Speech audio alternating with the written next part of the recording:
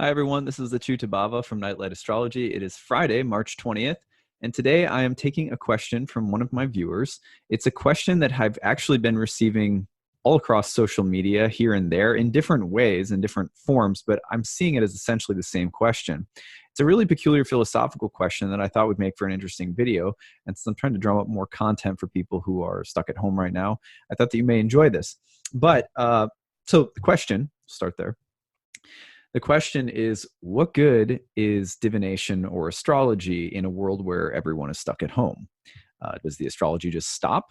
And there's a few other related questions that go along with this. It's kind of one of those like interesting sort of philosophical riddle of the Sphinx type of questions. I think there's some very practical answers to this, but even more exciting, I think there's some really meaningful philosophical, spiritual, and esoteric answers to this. So I'm going to try to approach this question in today's talk. That being said, I should issue a qualifier that I know some people really like to tune into astrological updates about the planets. I will be back with another update probably tomorrow, maybe even a two-part series on Saturn's entrance into the sign of Aquarius, which is coming up. And we'll do a little bit more reflecting on Pluto coming into conjunction, or Mars coming into conjunction with Pluto. So if you're not interested in hearing a more philosophical conversation today about astrology during the apocalypse, then, just letting you know in advance. All right. So this question came from one of my viewers. I'm going to kind of just read the question and give you a sense of what it's like, and then generalize it a little bit more. I've been struggling with a question during this virus crisis regarding the usefulness of divination. When the world shuts down and the trappings of normal life ceases, what, if any, purpose is there to divination? Pretty good question, right? So let's give some practical answers to this, and then I want to give some more esoteric spiritual answers to this. So first of all, life is still going on for a lot of people. Life's going on in a different manner than it used to for a lot of people. But lots of people still have to work. Lots of people aren't working. Lots of people are working. A lot of people are working from home. A lot of people have no jobs. There is still a huge variety of different, very specific and individual circumstances that people are going through. Relationships don't stop. Jobs don't necessarily stop. Ambitions don't stop. Things that are happening in our family or our health or our body that aren't related to the coronavirus don't stop. So the simple answer is let's not be too narrow in how we're seeing what's happening in the world right now. The coronavirus is happening, but so are everyone's lives are still being lived. And that means a lot of different things for different people. So it may be the case that the coronavirus is a unique interruption in many people's life right now. And I've been really fascinated to see all of the different ways in the charts that I've been reading in the past couple of weeks, at least, whether it's a horary chart or a natal chart, displaying the symbolism of the coronavirus. It's showing up very differently in different people's charts. It's not just, the things that we talk about as astrologers, as mundane astrologers, like Mars and this pile of planets in Capricorn. That's not necessarily happening in everybody's chart at the same time. Right. And I'll give you another example. Like right now, I'm getting over a cold. I have a little bit of laryngitis going on, and absolutely not the coronavirus is, hopefully, but it's definitely, I'm just about getting over it. And I have transits in my natal chart right now that pertain to the cold that I'm getting. Right. And we've been self-isolated for much longer than the incubation period of the coronavirus. So, odds are that I just have a cold, right? We're being careful and everything, but like I've seen this in many people in the past couple of weeks where it's like they're sick, they're dealing with something, and it doesn't have to do with the coronavirus. You'll see that in their birth charts. It's just a simple example. But the same is true for relationships. Relationships are ending, relationships are beginning. Marriages are ending, marriages are beginning. Children are being born, children are being conceived. So there's a huge amount of things that are still happening. And so, on one level, while the question sounds like a really interesting philosophical question, like, does astrology stop working when everyone just has to be inside? And the answer is no, because life goes on. And just like plants can grow up through the cracks of concrete. Like, isolation doesn't mean that life stops. Or and I work in DC, right? Or we're just outside of DC. So, people who work in government still have lives. People who work in healthcare are everyone has very different things going on right now. So it's not really, I don't think I feel like on one level, the question is like, ooh, that's kind of interesting. But another level, it's like, it's actually not that, it's not that big of a mystery, the answer. It's like, yeah, people's lives are still going on. And so, astrology still pertains. However, the other thing that's kind of interesting to think about is that, everyone has a birth chart with, like I'm seeing clients and we're talking about what's happening in the next year in their charts, and like things are happening. Do you know what I mean? Like I'm looking at birth charts and I'm going like, okay, you're going to travel, you're going to study something, you're going to fall in love, you're going to maybe go through a rough patch in your relationship, you're going to be getting a promotion. So life will still go on. And I think that's kind of, as an astrologer, at least from my position, I'm in self-isolation, but I'm seeing this every day. And so because I'm seeing this, I'm like, yeah, like life will go on after the coronavirus. It might go on in a completely different form, but life will go on. And I'm assured of that on a certain level, because I'm seeing people every day where it's like, oh yeah, you've huge transits coming up in the next year, the next 2 years. And, it's very unlikely that everyone dies, you know what I mean? So those are the two most practical answers. There's life is still going on in lots of different ways right now, not just in people's locked in living rooms. It's not just like, well, astrology can't work because everyone's watching Netflix and, or something like that.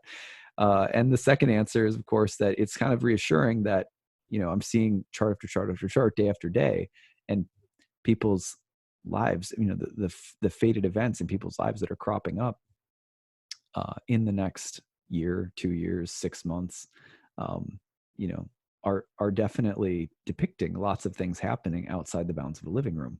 And so I don't think my sense is that while this may change the nature of how we think about ourselves, how we think about the world, how things that are happening in the world, like, I think, there's lots of karmic flowers other than the coronavirus yet to blossom in most people's lives, right? So that's the simple explanation. I'm trying to speak. I'm sorry if I'm a little quiet today. I'm trying to speak a little bit quieter so I don't strain my voice too bad. All right, so those are just kind of, again, just practical responses. There is, however, something else that needs to be said, which is that there's something about the nature of karma and the birth chart itself that I think are really, really important to remember. First of all, our birth chart is a snapshot of the sky at the moment that we are born. But remember that it's divinatory in nature. It's like a word. It's like when you crack open a fortune cookie and you have a little statement made and some numbers and things like that. Each birth chart is like that. It's not like a blueprint in the sense that we are hardwired and bound to it, and that the future is absolutely unalterable. This conception of the birth chart really is more unique to the modern era of astrology than it is to the total history of astrology. In the history of astrology, we can see that the birth chart was understood as a word spoken by the gods, as decrees made by the gods about the life. But ultimately, those decrees are in the hands of the gods, and the gods, who are, let's say, in the Indian tradition, like the karmic administrators of the universe on behalf of Godhead, that those destinies are negotiable. And ultimately, even though, like, let's say a company may have a flow of work, like a natural way in which the process of work is governed and works, the codes, the managerial structures and so forth, that at any given time, the CEO can decide to stop that or change that, or, fire the staff, or, dissolve the company.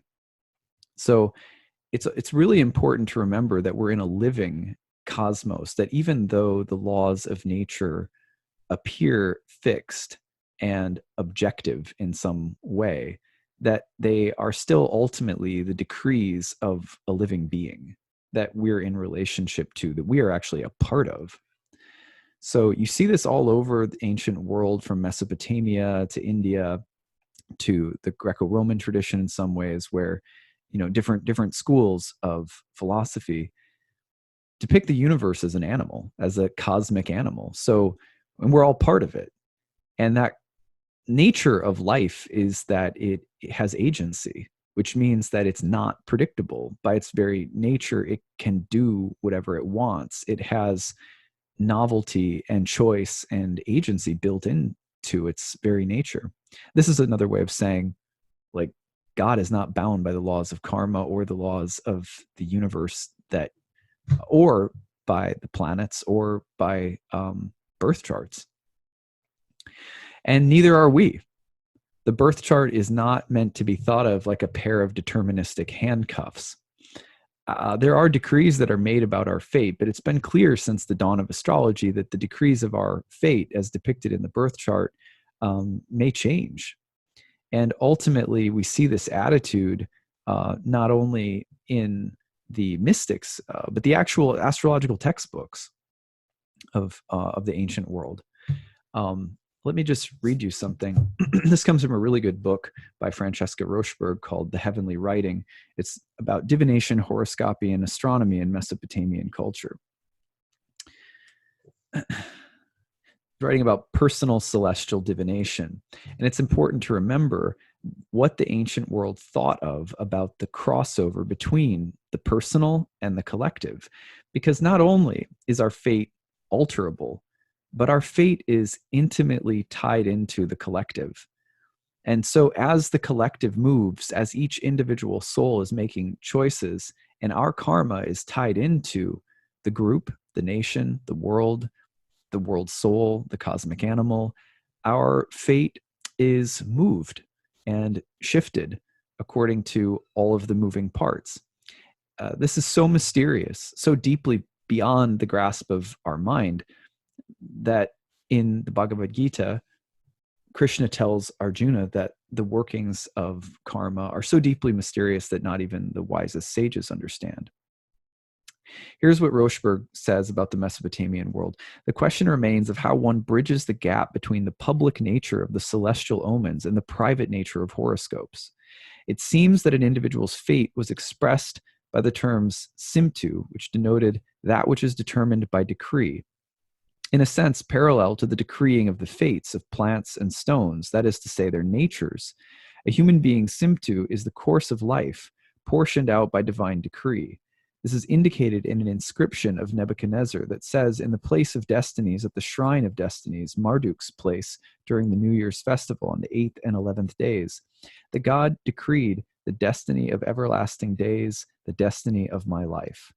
Another inscription of Nebuchadnezzar testifies to the idea of human life being part of all that is divinely decreed in the universe, and makes reference to the written form of such a decree.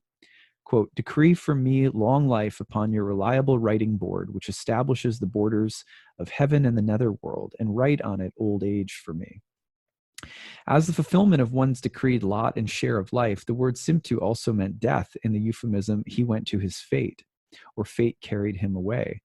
In the context of divination, the decree is a divine one and can be altered at the will of the deity, if necessary, by the force of prayer and ritual magic.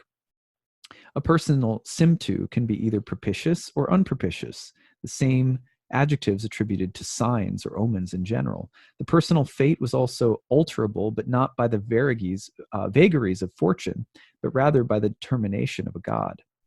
These ideas about the relationship of the individual to the gods, and so also to the cosmos, appear perfectly consistent with the ideology of things decreed by the deities to occur, of physical phenomenon as signs from the gods indicating future events, in short, with the principles of celestial and other divination. Aspects of a person's life can be easily fitted into the world structure implied by the omen text, and indeed, the physiognomic, I can never know how to say that word, and some of the daily life omens already provided signs forecasting an individual's life and fortunes.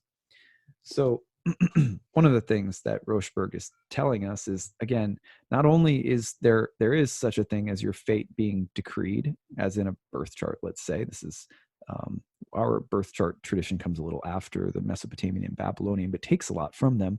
Not only can your birth chart be understood as the decree of the gods, but it's also understood that the life and health of the society is based upon the decree of the gods. And these are not static decrees. They're not completely unalterable, but they're not completely static.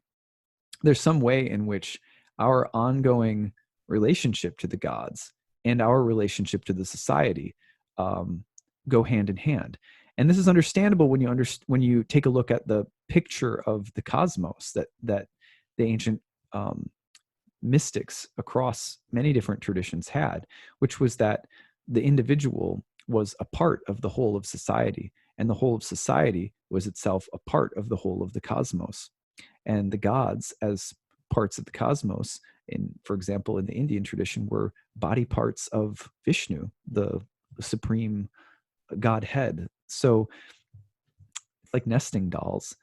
And one of the interesting things that we are seeing in a moment like this is the interruption of the idea that we exist apart from the whole. Because suddenly what's happening in astrology, and one of the reasons I think that this question has been asked across all of my social media platforms in one way or another, what happens to astrology in the time of the apocalypse, in the hour of the coronavirus? Like, what happens to astrology? Nothing happens to astrology. We're starting to remember that astrology is not a personalized private blueprint that we're entitled to. It's a divinatory picture of life that can be interrupted at any time by the will of God or the gods. It is a picture of life that exists only and always as a part of a whole in mysterious ways that no diviner can completely understand, that no diviner is the author of. So you think about it in another way. The birth chart, if you can conceptualize the birth chart as something that somebody was saying when you were born about you, about your life, and that this person that was saying this about you, the architect, let's say, the divine architectural intelligence, that this voice is not like children who set up a little world to play in. Like my daughter's doing that a lot right now because we're all stuck at home, right? So my daughter's building these worlds, and once the world is set up, I notice that there's this really interesting like phase 2 that happens. And the phase 2 is, okay, now I've got like my setup, like I've built the thing for my dolls or my creatures or all of her toys. And now that the world is set up, at first, her main concern is nobody touch it. Like, mommy, don't come in here. Daddy, don't come in here. Baby Summer, don't come in here. I've got it set up. It's perfect. But then very shortly, she gets bored with that, right? And so she has to start interacting. And the world has to be a world that she is in relation to. And that's where the real imaginal interaction begins. The world that she's built becomes interactive. And in a way, what we're saying is that a birth chart and the entire science of astrology in ancient times was a world that was built. A birth chart is a kind of blueprint, but it's not one that it remains static or that we can remain in control of, or that even God or the gods want to remain static or remain in control of. Our choices mean a great deal. If you think of the birth chart like a garden, which I've used this analogy before in my other talks, if you think of the birth chart like a garden, the birth chart depicts all sorts of things that are going to flower and blossom in the course of our life, just as surely as perennials come up, over and over again. So there is a certain way in which there are laws of nature that aren't likely to change. There are fated events or decrees that are made that aren't likely to change. And yet we also know that if you have a garden, if you're like my wife is a gardener, so if you have a garden and you tend to it over time, there are certain things that come and go while other things stay. There are certain things that you can rely on, you can set your clock to, and there are other things that change unexpectedly. So the gardener and the garden, there's an interaction. And one of the things that astrology is really teaching us to do is to understand ourselves as one of the plants in the garden of creation that is a part of something bigger than ourselves and that is in relationship to the divine gardener.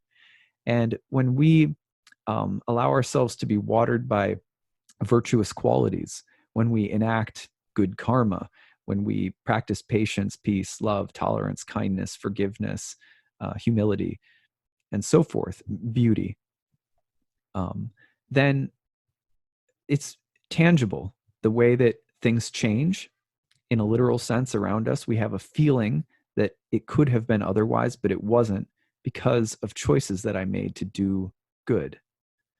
And then we also have a sense that even when difficult things come, that we receive them as mercy. We receive them as wisdom. We receive them intelligently, because we're choosing the good, because we are living from the heart. And so the birth chart, again, is like a snapshot of a living ecology. It looks frozen, but the sky never stops moving. It's a voice that spoke something about us, but not a static voice, not a mechanical printout. It's a living fortune cookie in that sense. And so we have to just remember this, because it's very easy in a moment like now, and in a question like this question, it points to some of the underlying issues that we have in modern astrology, especially with astrology, namely that my birth chart is this kind of private fate that is somehow guaranteed, when actually at any point in time our birth charts can be altered and are being altered in mysterious ways, while retaining some of the core formal parameters of our fate or karma. So that's just a reminder, because I think we can easily forget that. It's interesting to think right now that our birth charts are being interrupted by the hand of the gods in the collective, and that the benefit of this is that it brings us back into the reminder that our fate is a part of a greater story, a greater body, a greater universe. So that is an enlightening moment. It means that astrology is very much working. It's very much alive and working. It's just that it's reminding us of how dependent our personal fates are on collective karma. So I hope that that makes some sense and was coherent enough. So interestingly, I've had some stories about this in my practice that have been fascinating. Like, for example, I have 3 or 4 people that have contacted me very recently to give me feedback on a horary chart that I did. Horary charts are charts that are cast for the moment of a question. Should I go to Europe this summer? Or, will I sell my house, or something like that? Will I find a buyer, or will I buy a house, or will we get married, or something like that? So they're very specific questions. We cast a birth chart for the moment of the question, and the voice speaks. This living voice says something, and then we read it. Well, I'm getting all this feedback from people where I said no to something, and they're like, it was no because of the coronavirus. So for example, will you travel to Europe? No, you won't. I'm not sure why, but it looks like your trip is getting interrupted. Will I go to do a yoga teacher training program? Yeah, it looks like you're going to, but something's going to really mess with it, and you may not finish it, or there may be some kind of problem. There was the coronavirus. So lots of stories like this about travel. I've had some about purchasing a home. No, you won't purchase a home. It's going to be delayed. Selling a house. No, you won't sell the house. It's going to be delayed. And it's interesting to see that in every chart, the mechanism of delay was totally different. These are charts I've done over the past 5-6 months. And people are writing me saying, wow, your reading was right. And it's weird because the reason that it was right is because of the coronavirus and what the coronavirus has done to the situation. So the other thing that's interesting is that the coronavirus is not being depicted unanimously through just one thing. It's not as if, collectively the planets always and only indicate one use. It's not as if the sky will speak through the same symbols and signs to address the very same phenomenon. So in other words, the coronavirus is not unanimously represented right now by one planet. It is depicted very differently in different people's charts for different reasons. And I find that to be another really kind of beautiful, mysterious thing.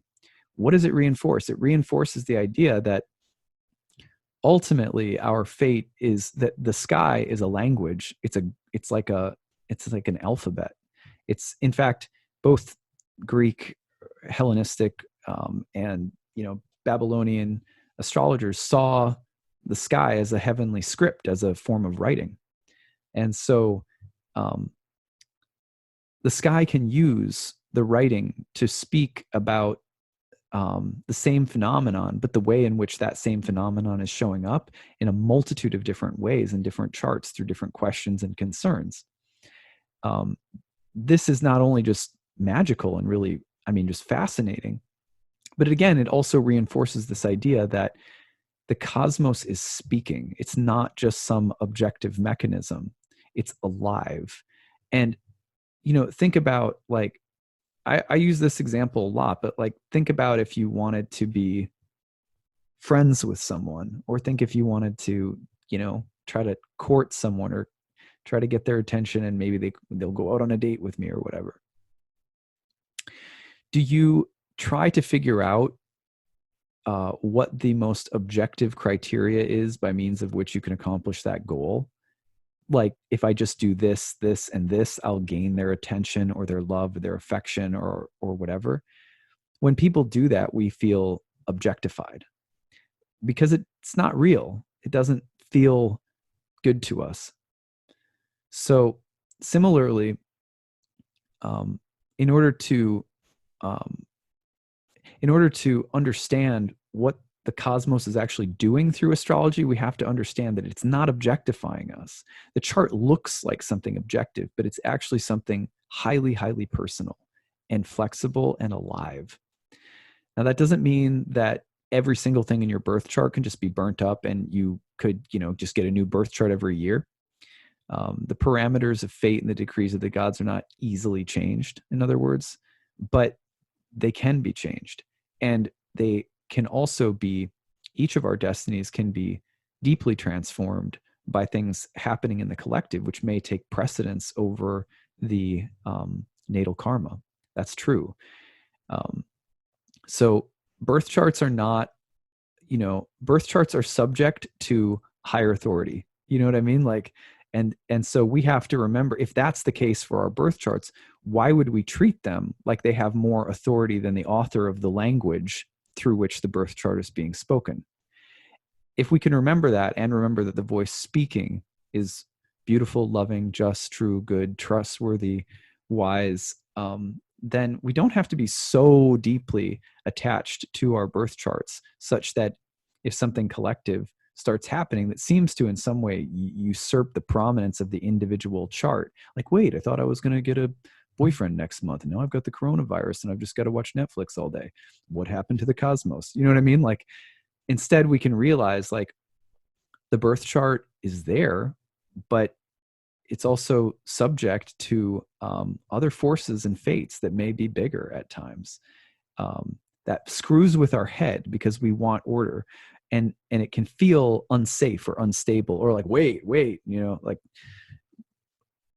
but actually we don't want that. We don't want to anchor our sense of self, soul, health, happiness in a set of laws, right? We don't, because that's not actually what gives us security. All laws eventually die. All of the planets in our solar system that represent these laws, they'll die someday, as will our sun. That's a really important thing to remember as well, because this is not, again, a static situation. This is not a safe world that we live in. This is a transient and impermanent world that we live in, and the one that the structures of our lives that seem very solid, even a birth chart, are not. Birth charts in this section of the Milky Way will eventually be completely gone, right? Because there will be no frame of reference from Earth any longer.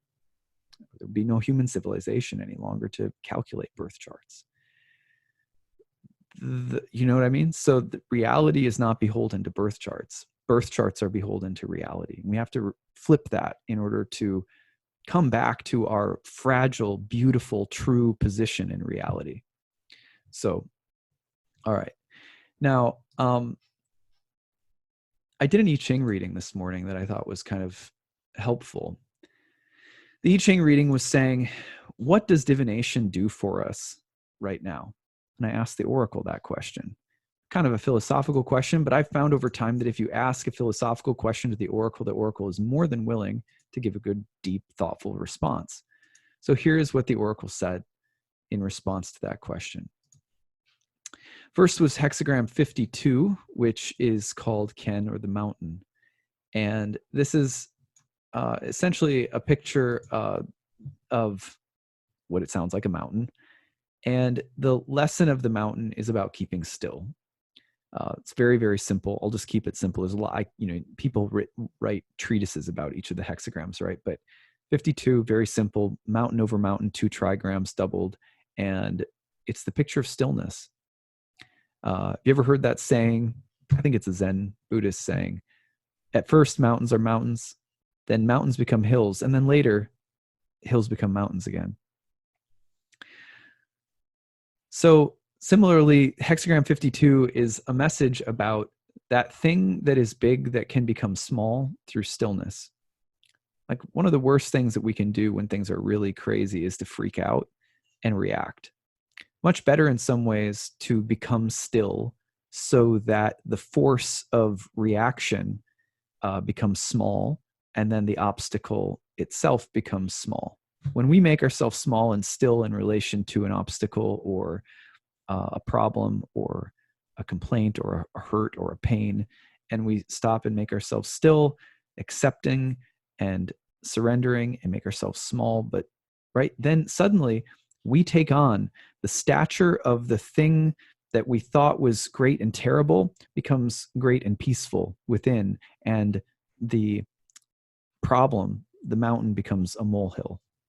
So one of the simplest things we can do is, when we're faced with problems or stress, is to deliberately take time to sit and allow the greatness of the stress to dissipate as the interior posture of acceptance takes the greatness and transfers it inward.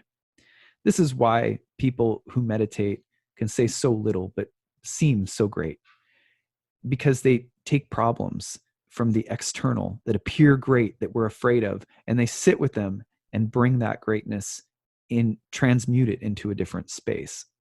This is one of the lessons of hexagram 52. But first of all, what is the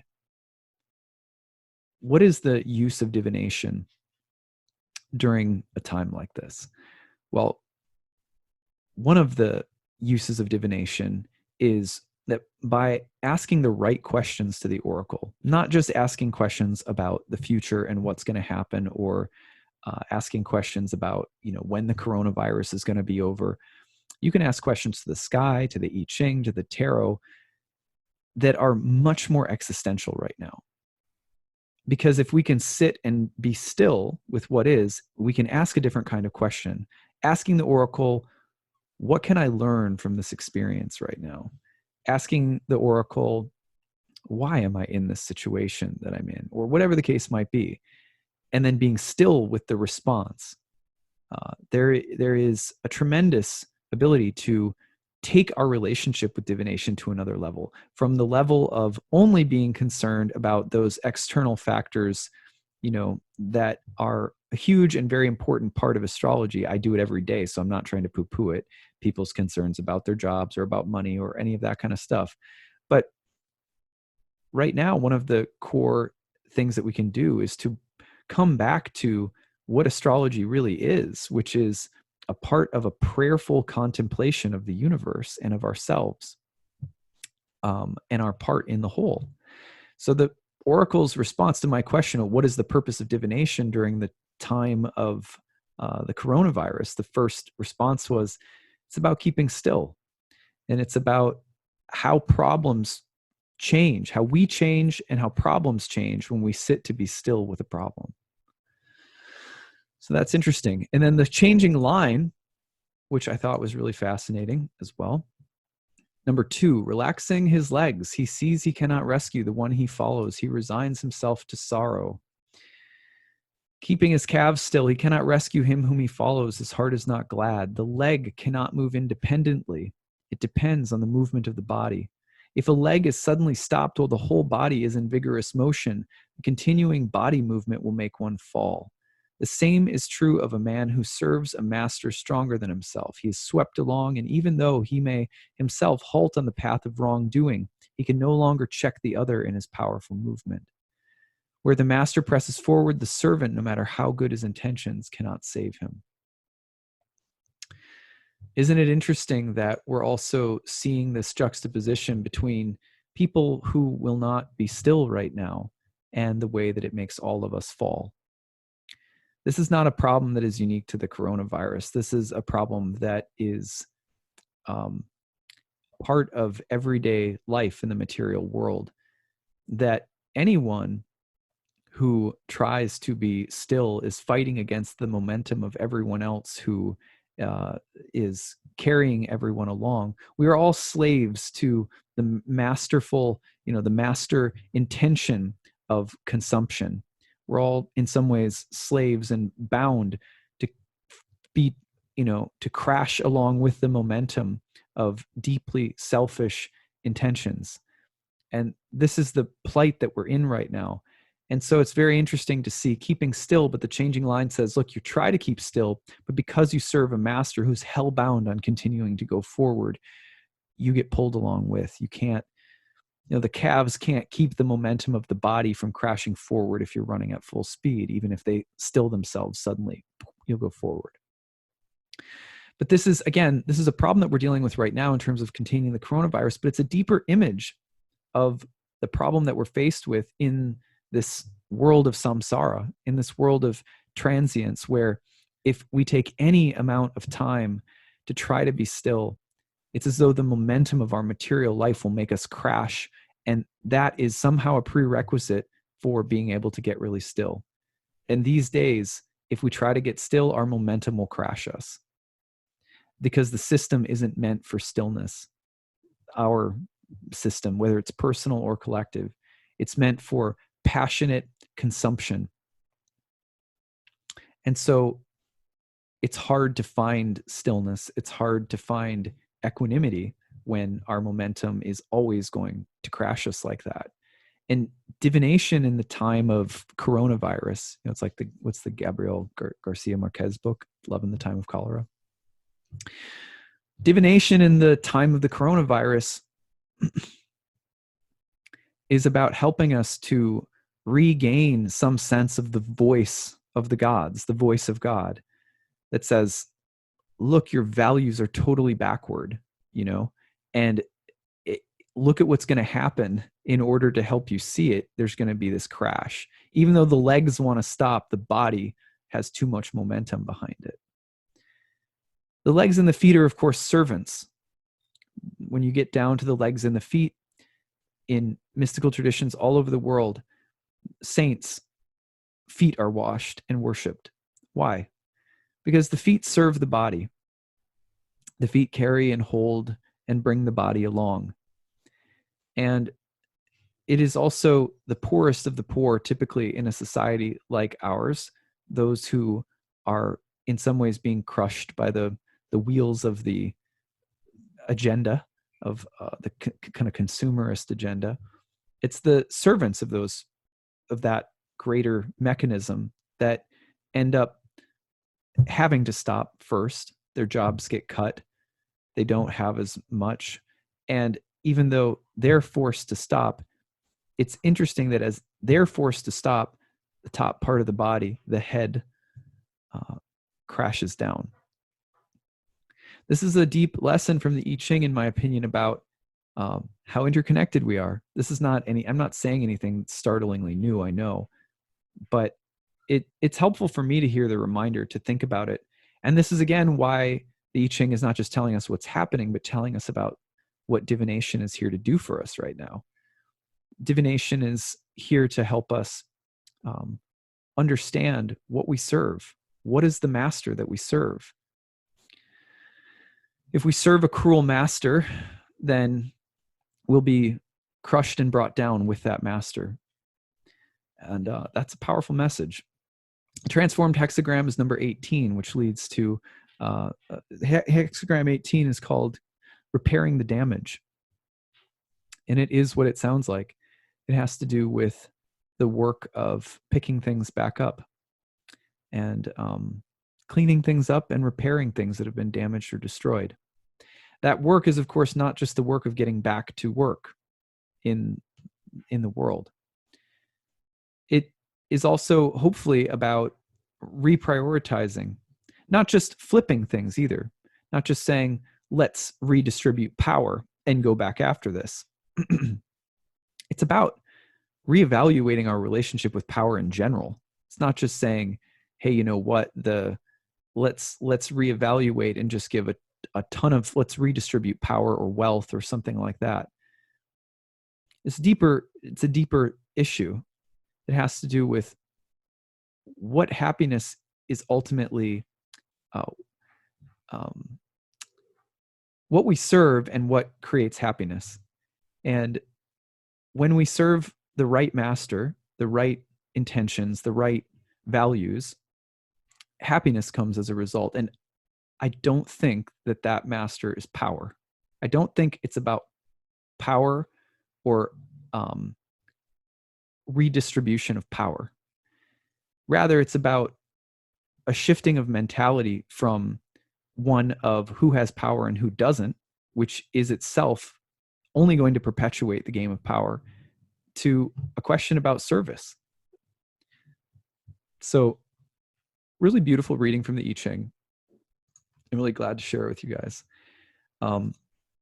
Now, there's some other things that ancient astrologers said that I think are worth recalling. What was the attitude of ancient astrologers? You've probably heard me read some of this before. I'm going to read to you a letter from Firmicus Maternus to the astrologer on what sort of life and what sort of practices astrologers ought to have. Now you who venture to read these books, when you have received all the knowledge of divinity and when steeped and initiated in the secrets of nature, you have come to know the system of this sacred work. Shape yourself in the image and likeness of divinity, so that you may always be adorned with the commendation of goodness. For it behooves he who speaks daily of the gods or with the gods to shape and instruct his mind so that he may always approach the imitation of divinity. Wherefore both learn and pursue all the ornaments of virtue, and when you have instructed yourself therein, be easy of access, so that if anyone wishes to learn something, they may approach you with no terror or trepidation. Be chaste, righteous, prudent, content with a small living and small means, lest the ignoble greed for money defame the glory of this divine science. Take pains to surpass in your practices and way of life the practices of good people in the way of the life of priests and priestesses. I'm adding that in.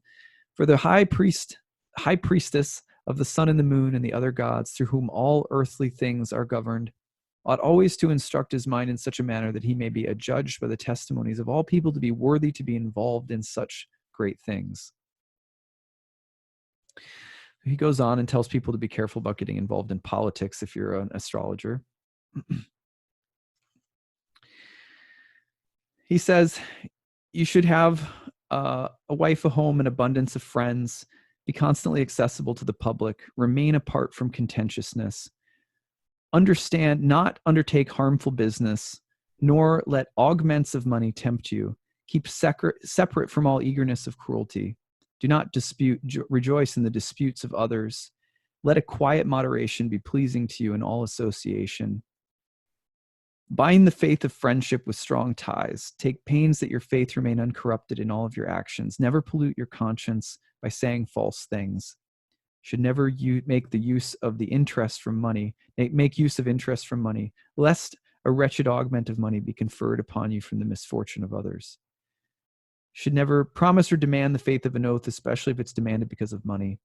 Lest the divine assistance of the deities may seem to be implored because of a wretched gift of money. To the erring people in your life, to whom the ties of friendship have joined you, show them the right way of living, so that shaped by your example, they may be freed from their former errors, so that you can educate the corrupt desires of people, not only by responses, but also by counsel. Goes on a little ways. When you have adorned your mind with these ornaments and defenses of virtue, undertake this work with secure courage of mind. Go through the later books that we have written about the astrological rules. But if you transfer your mind to any degree from these practices of virtue which we have spoken of, see that you do not come to the secrets of this discipline with an instinct of preposterous cupidity or with a sacrilegious ardor. Neither should you instruct the arcana of this religion to the errant desires of mind, for the perverted minds of people ought not to be initiated into divine things. But neither can the learning of this venerable science be at any time firmly fixed in a mind busied and polluted with corrupt desires, and it always suffers the greatest loss when the immoral will of its professors stain it. Therefore, be pure and chaste, and if you have separated yourself from all nefarious actions which are wont to destroy the mind, and if a right vow of living has freed you from all hatred resulting from evil, and if you keep yourself purged of evil and mindful of the divine seed within you, enter upon this work and commit to memory the following books, so that divinity may bequeath the whole science to you and draw near to your mind with a hidden prophetic majesty, so that having attained the true knowledge of divinity, in defining the fates of people and in explaining the course of life, you may be instructed not so much by those things that you have read in textbooks, but rather by your own mental judgment, so that more may be conferred upon you by the divinity of your mind than by your mastery of what you have read. So what is he saying? One of the main things he's saying, other than be a good person if you're going to do astrology, is that astrology, really deep, profound messages from the cosmos, come through the mind that's been purified, not just the rules. And so similarly, the birth chart is not what binds us, right? The birth chart is a living, beautiful decree given to us from divinity that we live in relation to. And the most important thing that we need to understand is, in addition to what's going to happen that the birth chart depicts, that we are in the hands of something bigger than even the birth chart, that our free will matters, and that our relationship with the divinity that speaks behind the oracle, the gods or God, that's what matters. That's what matters when we learn astrology. That's what matters when we practice astrology. And that's what matters when we live our lives in relation to our birth chart the most. And this is what ancient astrologers taught. We see this repeated in Bonatti's 146 considerations for the astrologer. These are considerations which concern judgments according to the motions and things signified by the stars. Here's what he says is the very first consideration. This is a medieval astrologer. The first consideration on those things which move a person to pose a question, and there are three motions. The first is the motion of the soul, when someone is moved by his intention to pose a question. The second is the motion of the superior bodies, namely when someone asks what they are impressing into the quesited thing, what will come of it. The third is the motion of the free will, which can itself be an act of the one asking. Because even though the soul is moved to ask, it does not suffice unless the superior bodies lead him to pose the question, nor does the motion of the stars suffice unless from the motion of the free will, the act of asking is reached. And the second consideration is on the way which anyone must observe who wants to ask something of an astrologer. And it is when he finds himself, when he himself wishes to ask the astrologer about present things or past things or future things, he must observe this manner of asking. Plainly, that he ought to pray to God, from whom every good beginning leads, and to entreat God with all devotion and with humility, that it should fall to him to reach an understanding of the truth of those things about which he intends to ask. Then with this truth, he ought to go to the astrologer with intention concerning that about which he is going to ask, and about which he proposed to ask, and the intention for which he retains in his heart for at least a day and a night, not touched by just any motion of the mind, as sometimes many impertinent people are wont to do. And thus he who spoke, who gave so you may seek, will add to it so that you may find.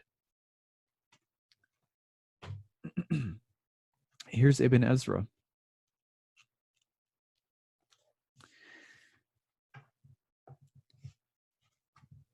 The beginning of wisdom is the fear of God, for it is the instruction.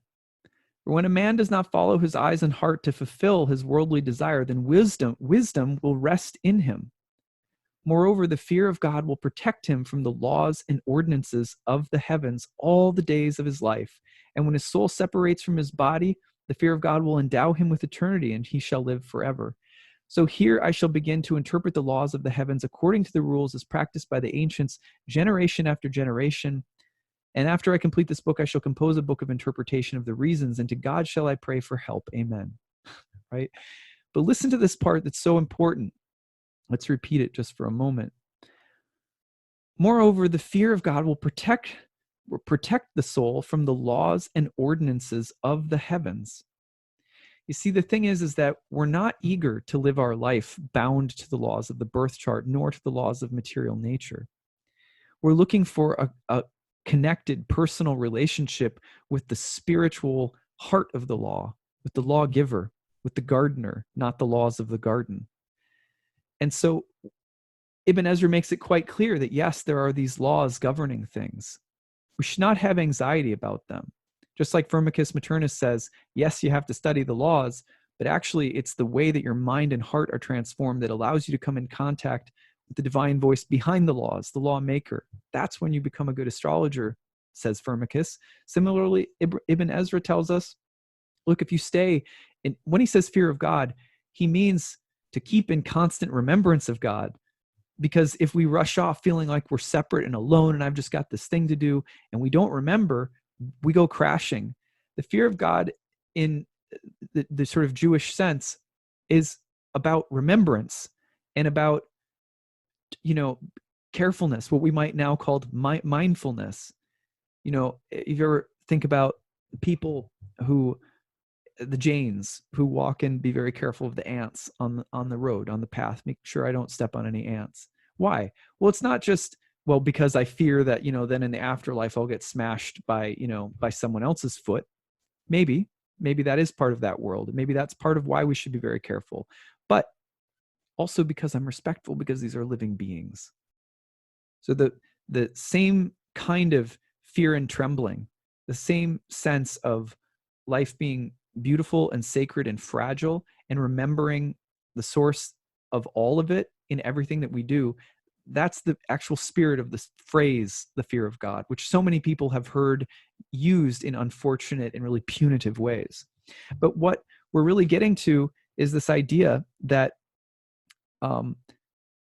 if you're in right relationship with the whole of which you're a part, then we're protected from the ordinances of heaven, which are so frequently impersonal. And so right now, if we're feeling a little bit more fragile and not so held by the laws of astrology, that's a good thing, not a bad thing. Just like it's good to sometimes feel like, I don't want to see my chart, I'm not my chart, because then you perpetuate right relationship with your chart, which is just the word. It's just the logos, it's just the heavenly writing, just speaking to you. So we come back into the actual relationship with it. That's a good thing, not a bad thing. Finally, here's some quotes. You've heard me probably read a few of these before as well.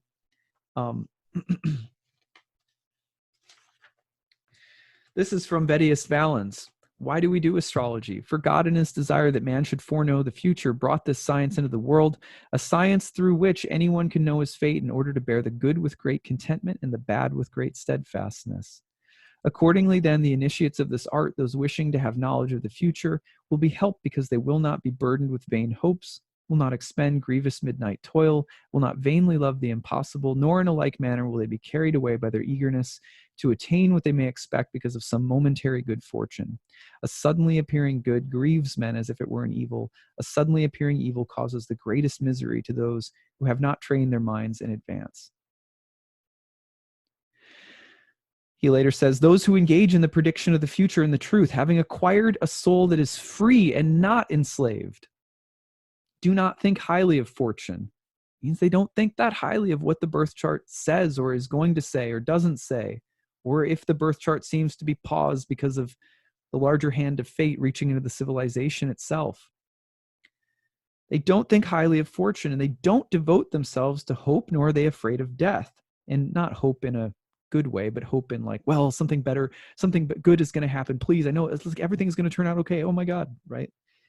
Nor are they afraid of death, but instead they live their lives undaunted by disturbance, by training their souls to be confident and neither rejoice excessively in the case of good nor become depressed in the case of bad.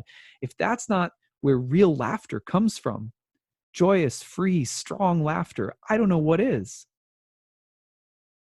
Those who do not desire the impossible are capable of bearing that which is preordained through their own self-mastery, and being estranged from all pleasure or praise, they become established as soldiers of fate. Appropriate as Mars and Jupiter are conjoined in the Stoic sign of Capricorn.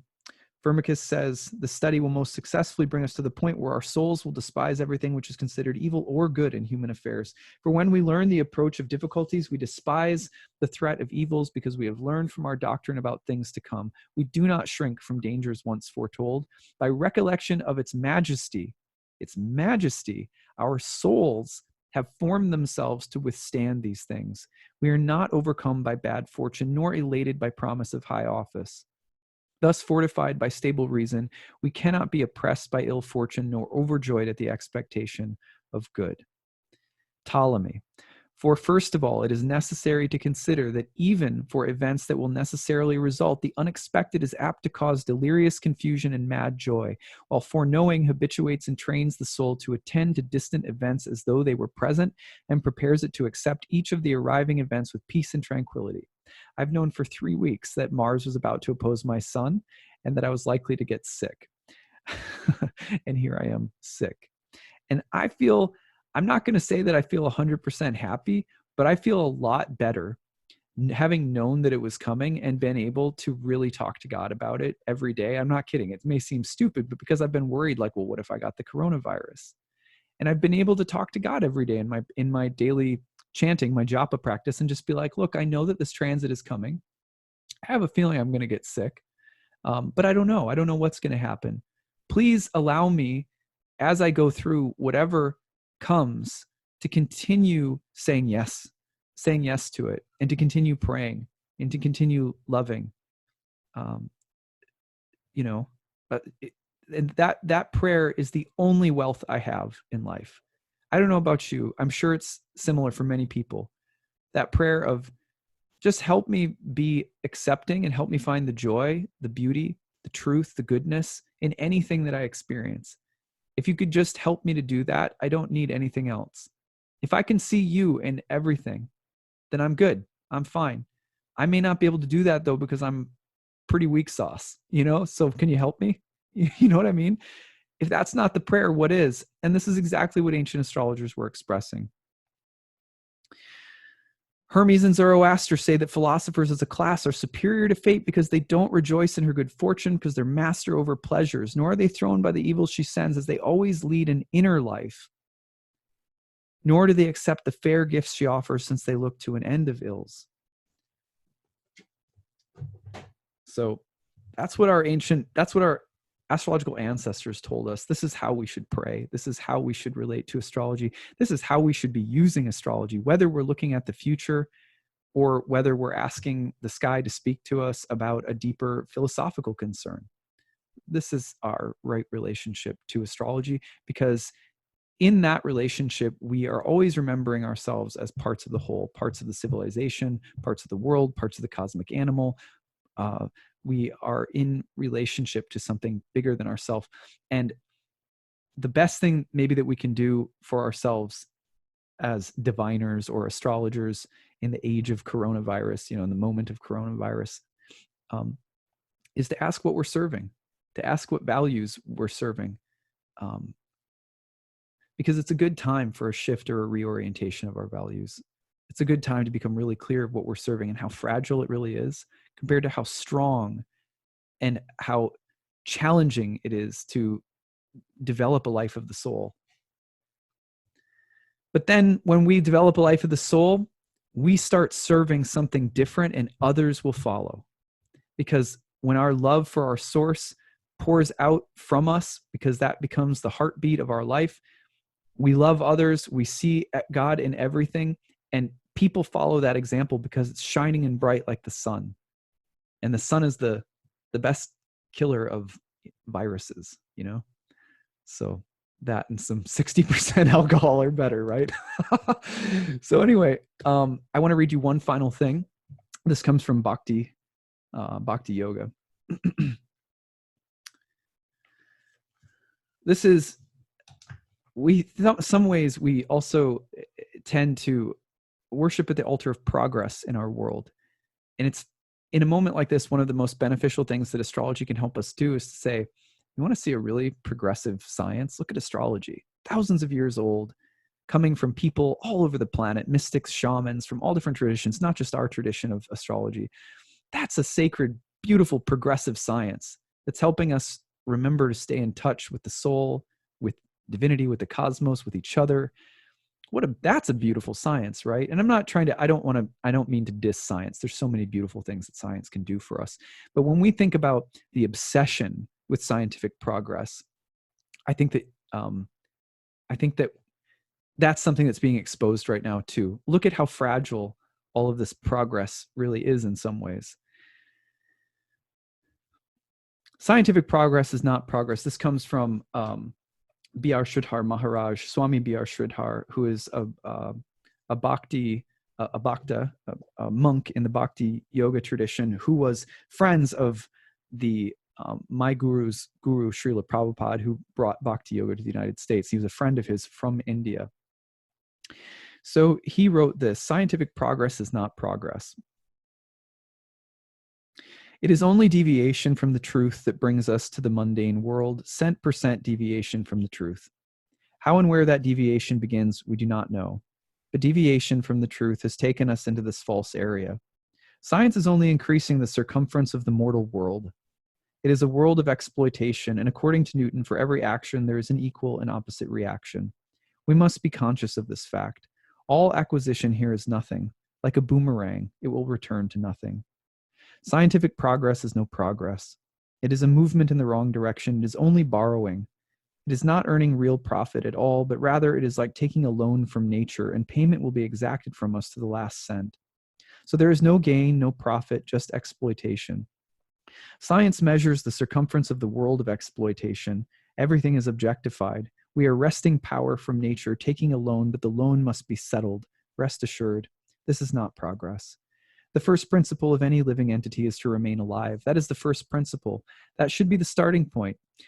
In the Brihad Aranyaka Upanishad, we find Ashto Masad Gamaya Tamaso Ma Jyotir Gamaya Mrityor Ma Amratam Gamaya. This should be the primary tendency of our quest. What are these three phases? Ashato Mad Sad Gamaya. I am transient and I am impermanent. Make me eternal. Tamasho Ma Jyotir Gamaya. I am ignorant in nescience. Take me from ignorance to knowledge, from darkness to light. Mritoyor Ma Amritam Gamaya. Excuse my Sanskrit. I am in this mortal world. I am unhappy, unsatisfied. Take me to the plane of Anandam, enjoyment, from sorrow, misery. Guide me to a fit life there. These should be the real principles of life, and any research must begin here only, with these three phases: to save oneself, to save the world, and to remove the darkness. Our research must remove the misery and give the nectar, the sweet, sweet life. Sat Chit Ananda, Satyam Sivyam Sundaram. This should be the subject matter of our search, the line of our search. All others are a false wild goose chase. We are suicidal. This so-called science is suicidal. Atomic researchers will prove very soon that science devours itself. It sucks its own blood. The civilization sucks its own blood, and it will feed on its own flesh or the flesh of its friends. Material science means this: it is not knowledge. Real knowledge, vital acquaintance of pure, real knowledge must absolve us and others, remove darkness, bring light, remove misery, and bring eternal peace. That should be the direction of our attempt, of any attempt.